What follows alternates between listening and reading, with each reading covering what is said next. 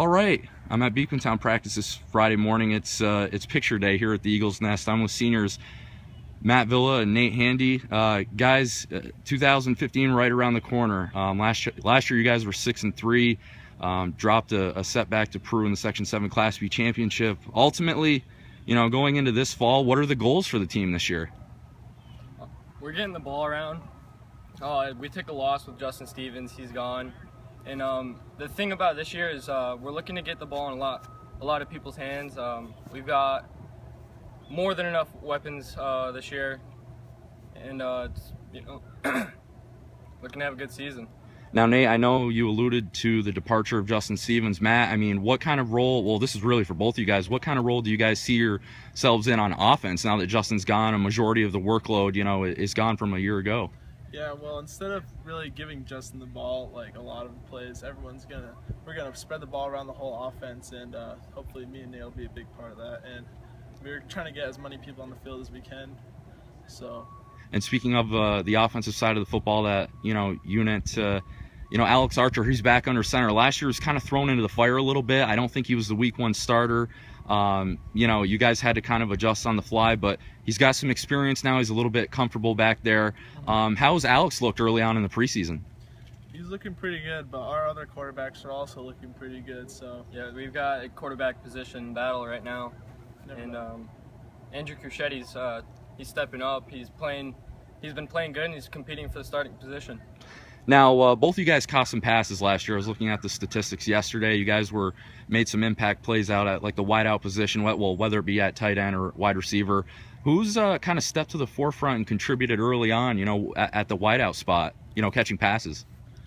Well, we've got a ton of people out there. I'm not really sure who's going to be starting there, but we've got kids like Ryan Chris, Anthony Milanese, Christian Warzinski, and maybe a couple others. We've got a lot of wide receivers, and they're all doing pretty decent. A lot of young receivers, and their focus is more like tight end, slot back, and we have Myers at 4-back right now. But we have people playing all over the place, switching back and forth, and it's just really the ball's just going to be spread out a lot this year.